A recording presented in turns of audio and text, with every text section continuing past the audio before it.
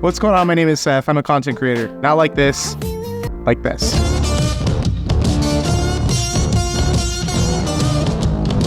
Today's going to be a little bit different. So normally I'm talking to you about using Kodak 2383 and how you can get an amazing look from it. Today, I'm going to be talking about 3 different reasons why you shouldn't be using Kodak 2383 on everything.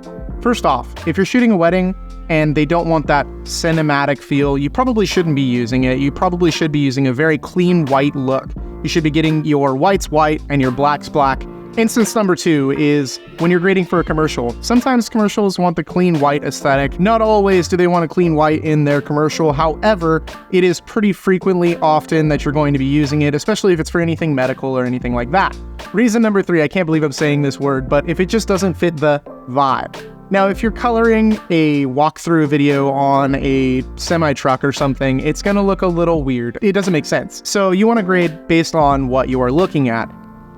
All right, first instance, this is obviously something that I didn't shoot because I'm in it. This is actually my wedding reception. Shout out to my buddy KB for shooting this for me. He shot it on my camera, which was really awesome. On the left here, you can see Kodak 2383. On the right, you can clearly see Rec 709A. I personally think the Rec 709A has a lot more potential here. It's not near as crushed, not near as darkened. And so this is instance number 1 in a wedding. Same thing here with all of the girls from the bridal party picking me up and hoisting me into the air. I personally prefer this white look. I think a lot of people that are getting their wedding videos done want that very, very clean looking white and the very clean blacks, which Kodak 2383 looks amazing. You can't tell me that it doesn't in both of these shots. However, the greens look a little too warm for most people when it comes to wedding stuff. We're done with the first one. If you're liking what you're seeing so far, go ahead and click the like button below.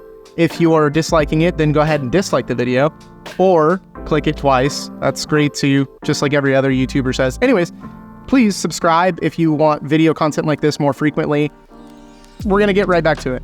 Instance number 2, this is for a commercial. So commercial grades, one side is Kodak 2383, which is this side, and the other side is Rec 709A. Yeah, this is the Rec 709 grade, and with this, there's a lot more tweaking you can do just to like kind of make it brighter, make it look a little more poppy. Same thing with the other one, with Kodak 2383, it's kind of more so of the color that you want with it. This specific client, they wanted a very clean white look. Same thing with the next shot. This is basically the same thing. It's the same shot, just different model. Again, you can kind of just brighten it up, take the shadows and kind of lift them a little bit. And Rec 709A is going to be a better look than the Kodak 2383 look for this instance. And again, this is just 3 different instances in which it does or doesn't work. So this one right here, this is a video that I shot for a friend of mine. He has like a collection of vintage Chanel bags, and it clearly doesn't work very well here, but it clearly does work here. You can barely tell where the fade is. However, that's because there's not a lot of teals and oranges in this shot like a lot of Kodak 2383 pushes. You can barely tell where the line is, and there is very little difference. You can see it here in the gold, but I think that the Kodak 2383 wouldn't really work for this because there's a lot of whites that would be pushed into the warm color, and then you've got your golds. They're going to be going kind of all over the place. Last but not least, you have this video that I shot for a marketing piece for a pipe yard. Again, Kodak 2383, you don't really have near as much lateral room. It's kind of a lot more crushed.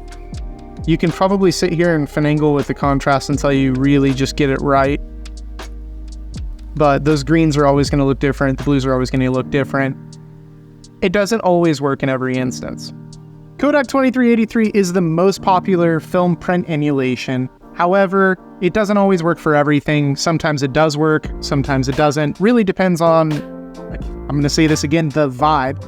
However, I personally think that you should be creative without trying to use the same thing as everybody else. I feel as if you want a different result than everybody else, then do something different than everybody else. With that being said, I hope you liked this video. If you did, please leave a thumbs up, consider subscribing. Have a good one. I'll see you in the next one.